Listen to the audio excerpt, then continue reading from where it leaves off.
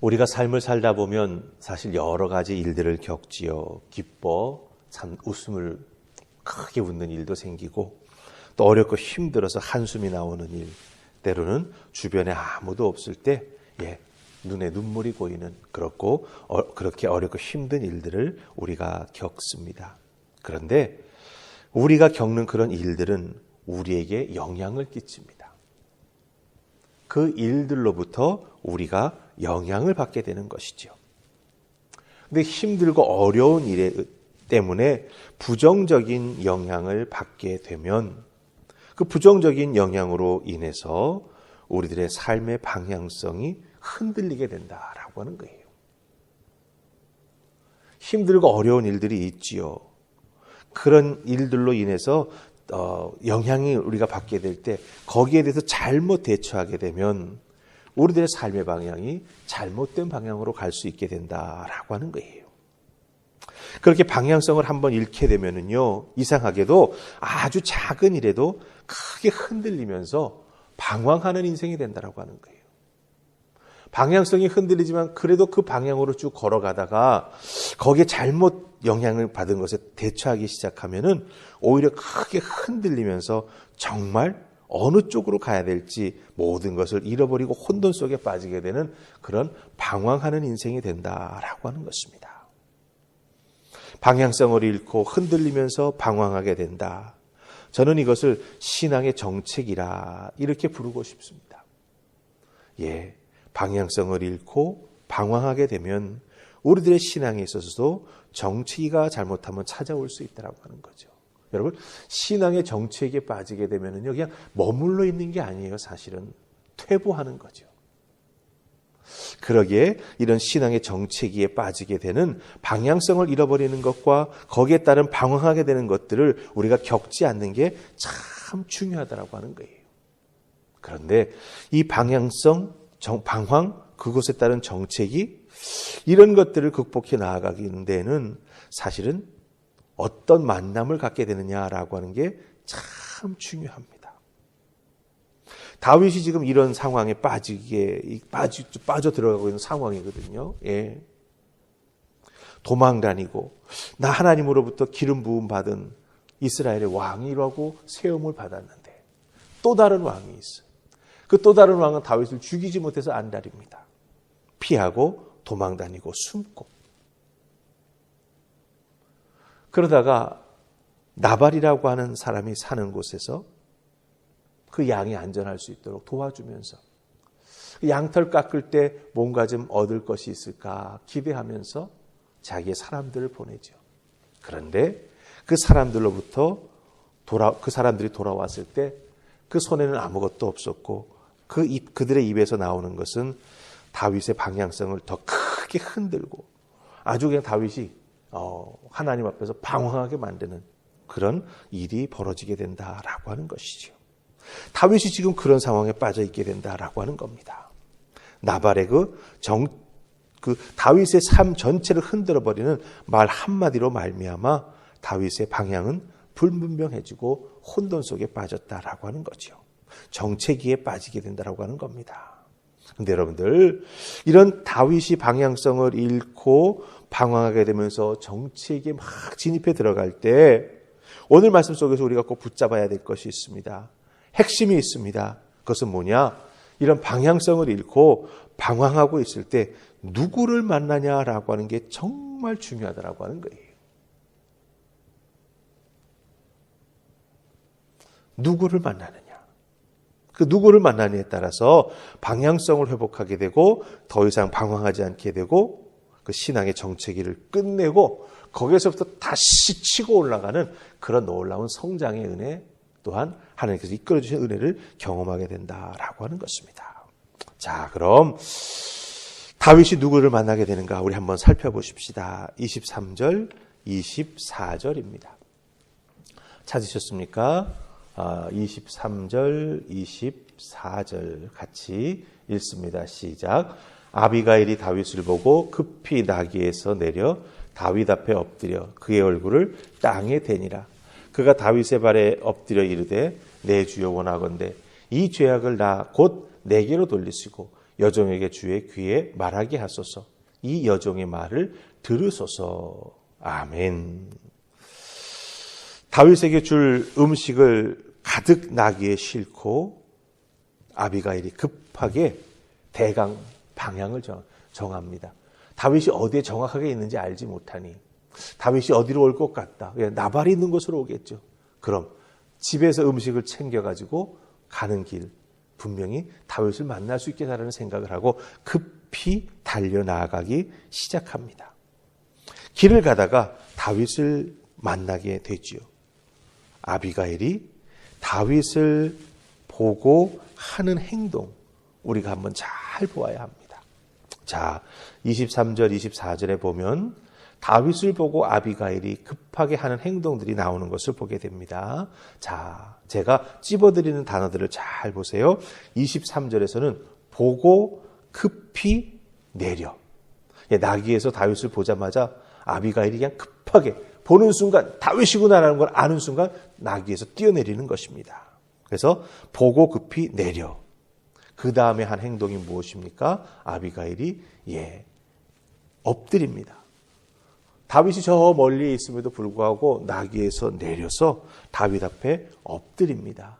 그 다음에 무엇을 합니까? 얼굴을 땅에 댑니다. 그리고 우리가 24절 앞부분에서 또 하나 발견하는 게 있어요. 그 사이에 다윗이 말을 탔든지 군대를 입고 뛰어왔든지 아비가일 쪽으로 더욱더 가까이 왔겠죠. 그때 아비가일은 다시 한번 다윗의 발 앞에 엎드립니다.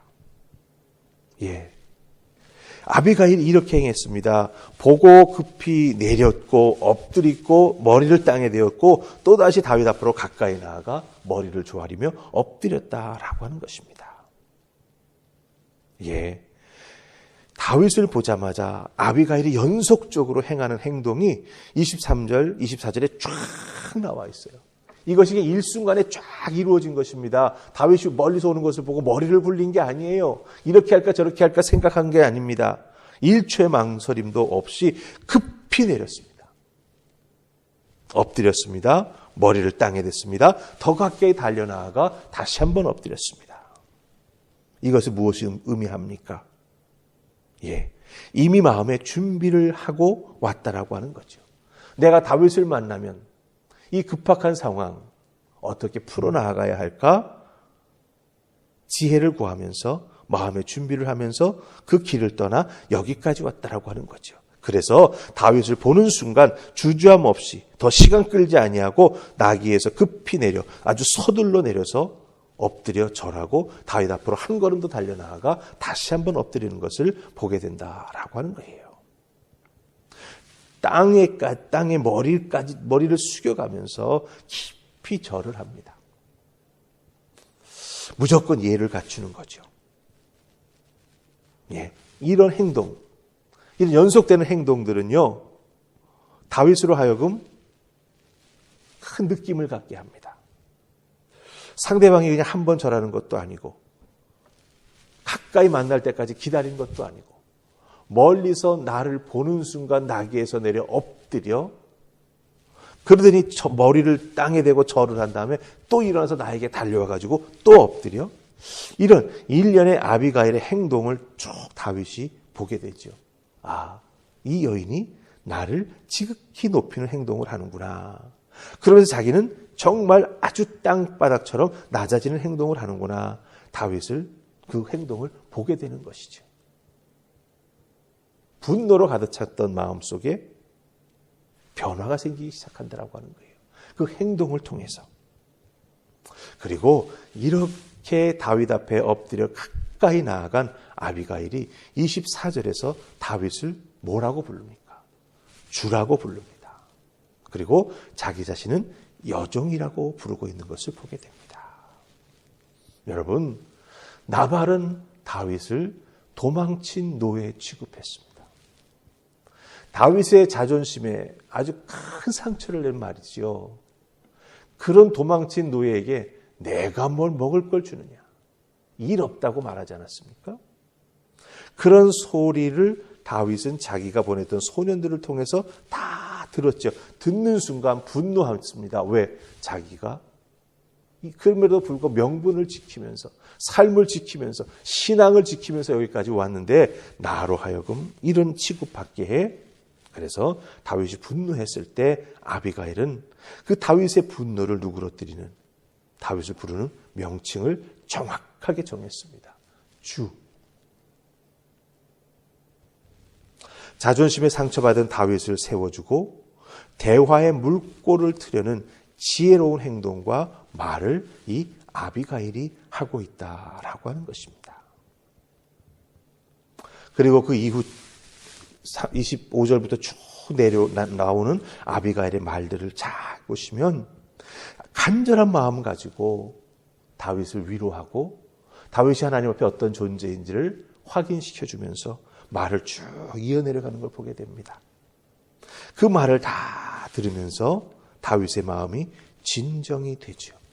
즉 분노를 내려놓게 되고 방황하는 것이 끝나게 되고 혼돈스러웠던 자기 자신의 그런 마음이 정리가 되면서 어떻게 됩니까? 다윗이 방향을 잡아 나아가기 시작한다라고 하는 거예요.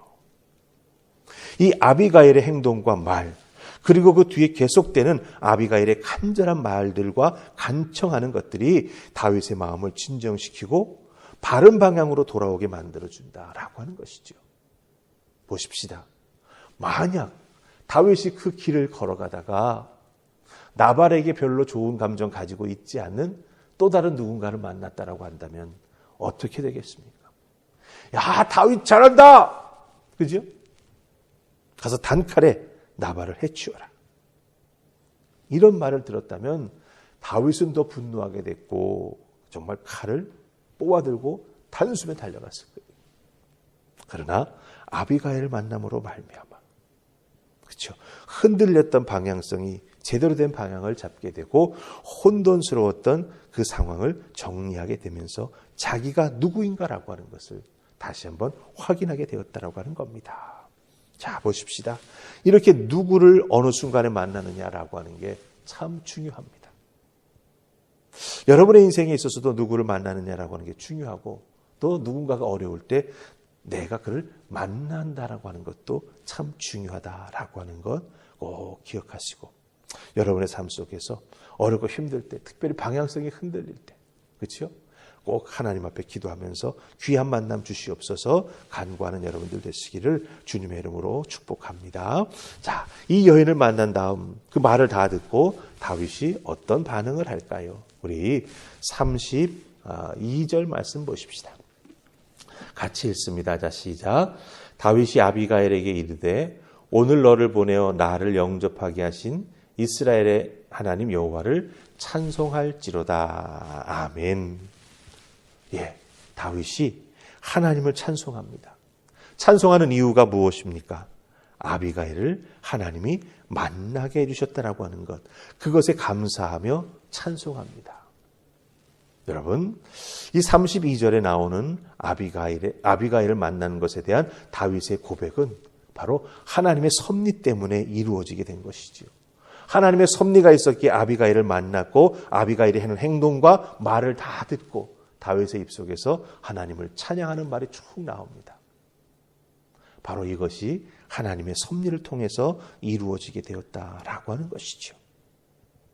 나발을 죽이기 위해 양털 깎는 곳으로 400명의 자기 사람을 칼로 무장시키고 달려가고 있던 다윗. 아비가일은 다윗이 어디에 있는지 정확하게 알지도 못하면서 일단 다윗을 만나야 된다고 하는 급한 마음에 남편이 있을 그 장소를 향해 무조건 달려가지 않습니까? 그런데 하나님이 만나게 해주시죠. 만남의 섭리입니다. 이 만남의 하나님의 섭리를 통해서 하나님께서는 다윗의 방향성을 붙잡아 주시고 또한 하나님께서 그 다윗을 회복시켜주는 귀한 만남을 이끌어 주셨다라고 하는 것이죠. 여러분들, 우리들의 신앙생활에 나아가면서 힘들고 어렵고 흔들릴 때 여러분들은 누구를 제일 먼저 머릿속에 떠오르며 그 사람 만나야겠다 생각하십니까?